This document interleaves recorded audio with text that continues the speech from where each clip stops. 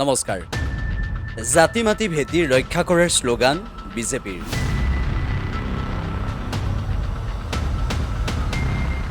কিন্তু সেই জাতি মাতি ভেটি ৰক্ষা কৰা বিজেপিয়ে মধ্য গুৱাহাটীৰ দৰে এটা সমষ্টিত এগৰাকী অনা অসমীয়া ব্যক্তিক টিকট দিলে। এই বিষয়টোক লৈ চৰ্চা হৈছে, যিটো সময়ত অসম জাতীয় পৰিষদৰ প্ৰাৰ্থী হৈছে কুংকি চৌধুৰী।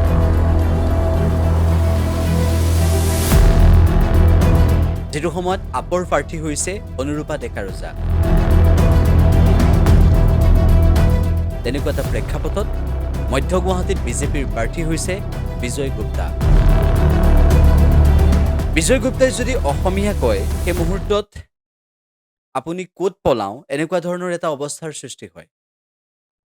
অসমত অসমীয়া ভগনীয়া হ'ব নেকি বুলি যেতিয়াৰে পৰা সন্দেহ উপজিছিল মানুহৰ মনত, তাৰ পিছত আজিৰ তাৰিখত ৰাজধানীৰ কাষতেই এনেকুৱা ধৰণৰ ঘটনা সংঘটিত হোৱা এই বিষয়টোক লৈ সকলোৱে ক'বলৈ বাধ্য হৈছে। জাতি মাতি ভেটিৰ ৰক্ষাৰ বাবে বিজেপিয়ে শ্লোগান দিয়ে, কিন্তু সেই জাতি মাতি ভেটিৰ ৰক্ষা কৰিবলৈ কিমান দূৰ চেষ্টা কৰিছে বিজেপিয়ে, সেই প্ৰশ্নটো সকলোৰে মনত আহিছে। অসম জাতীয় পৰিষদৰ যিগৰাকী প্ৰাৰ্থী কুংকি চৌধুৰী, সেই কুংকি চৌধুৰীৰ ৰাজ্যৰ প্ৰতিটো প্ৰান্তত এতিয়া চৰ্চা হৈছে যে যুৱ প্ৰজন্মৰ এগৰাকী প্ৰাৰ্থীক প্ৰক্ষেপ কৰিছে মধ্য গুৱাহাটী এই সমষ্টিটোত। কুংকি চৌধুৰী জিকিবনে নিজিকে সেয়া এই মুহূৰ্তত কোৱাটো টান এইবাবেই যে যিটো সমষ্টিত কুংকি চৌধুৰীয়ে প্ৰতিদ্বন্দ্বিতা কৰিছে, সেই সমষ্টিটোত কুংকি চৌধুৰীৰ প্ৰতিদ্বন্দ্বী হৈছে বিজয় গুপ্তা।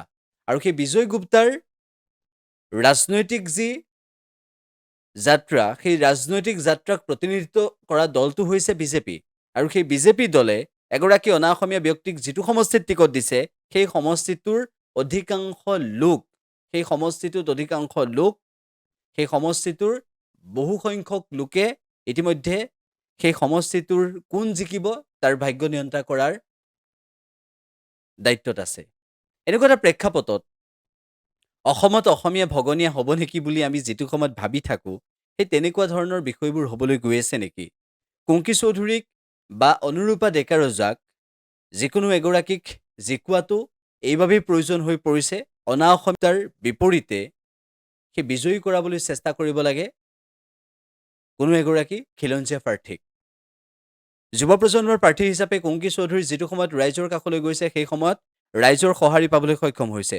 যুৱ প্ৰজন্মৰ প্ৰাৰ্থী হিচাপে যিটো সময়ত কুংকি চৌধুৰী মধ্য গুৱাহাটীৰ ৰাইজৰ কাষলৈ গৈছে, সেই সময়ত এগৰাকী যোগ্য প্ৰাৰ্থী হিচাপে, এগৰাকী যুৱ প্ৰজন্মৰ প্ৰাৰ্থী হিচাপে, ভৱিষ্যতে সম্ভাৱনা থকা এগৰাকী প্ৰাৰ্থী হিচাপে সকলোৱে আশীৰ্বাদ দিছে, সকলোৱে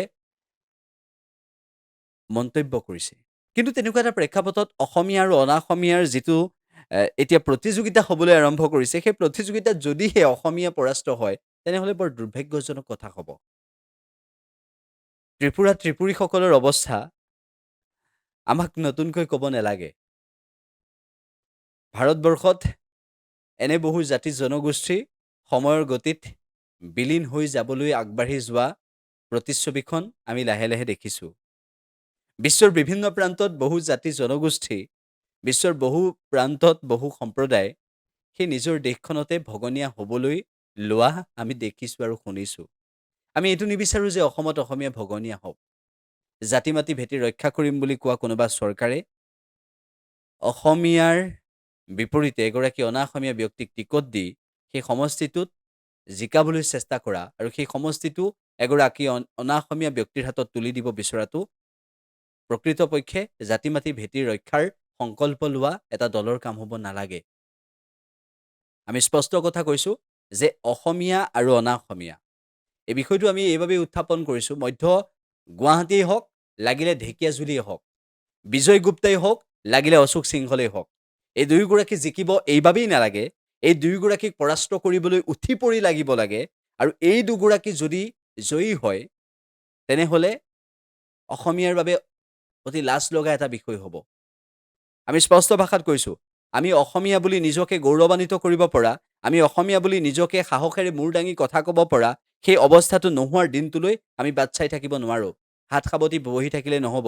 লাচিতৰ প্ৰতিমূৰ্তিয়ে কোনটো দিশেৰে চাই আছে, লাচিতৰ প্ৰতিমূৰ্তিয়ে ধুবুৰীলৈ চাই আছে নে লাচিতৰ প্ৰতিমূৰ্তিয়ে কোনটো প্ৰান্তলৈ চাই আছে, সেইবোৰ কথা ভাবি থকা, লাচিতৰ প্ৰতিমূৰ্তিৰে গুৱাহাটীলৈ চাই থকা বা লাচিতৰ প্ৰতিমূৰ্তিয়ে ধুবুৰীলৈ চাই থকা, এনেধৰণৰ বিষয়বোৰ যিটো সময়ত মনত আহিছে, সেই সময়ত আমি উল্লেখ কৰিব বিচাৰিছোঁ যে লাচিত বৰফুকনে মোগলক খেদাৰ দৰে আমিও অসমীয়াই অনা অসমীয়াৰ বিপৰীতে, অনা অসমীয়াৰ বিৰুদ্ধে যুঁজ দিব লাগিব। এই যুঁজ কোনো সংঘাত নহয়। এই যুঁজ অসমীয়াৰ প্ৰাপ্য ৰক্ষাৰ সংগ্ৰাম। এই যুঁজ হৈছে অসমীয়াৰ প্ৰাপ্য ৰক্ষাৰ সংগ্ৰাম আৰু এই যুঁজ কোনো কাৰণতে আমি কাজিয়াৰ দিশেৰে নিব বিচৰা নাই। এই যুঁজ আমি কৰিব বিচাৰিছোঁ অসমীয়া আৰু অনা অসমীয়াৰ সেই প্ৰাপ্যক লৈ। যিটো সময়ত খিলঞ্জীয়াৰ প্ৰাপ্যৰ বাবে সকলোৱে যুঁজ দিয়ে, যিটো সময়ত অসমীয়াৰ প্ৰাপ্যৰ বাবে সকলোৱে মাত মাতিছে, তেনেকুৱা এটা প্ৰেক্ষাপটত আমি এই বিষয়টো সেইবাবে উত্থাপন কৰিছোঁ। আমি এটা কথা স্পষ্ট ভাষাত কওঁ, আমি এটা কথা স্পষ্টভাৱে কওঁ, আমি কোনো কাৰণতে অনা অসমীয়াৰ পক্ষত নাই। সেয়া লাগিলে ঢেকীয়াজুলিৰ ক্ষেত্ৰতেই হওক, সেয়া লাগিলে গুৱাহাটীৰ, মধ্য গুৱাহাটীৰ ক্ষেত্ৰতেই হওক। অসমৰ ৰাইজে বুজি পাইছে, অসমৰ প্ৰতিগৰাকী লোকে এটা কথা ভাবিছে যে অসমত অসমীয়া ভগনীয়া কৰাবলৈ চেষ্টা কৰাসকলক কিন্তু এশিকনি দিব লাগে।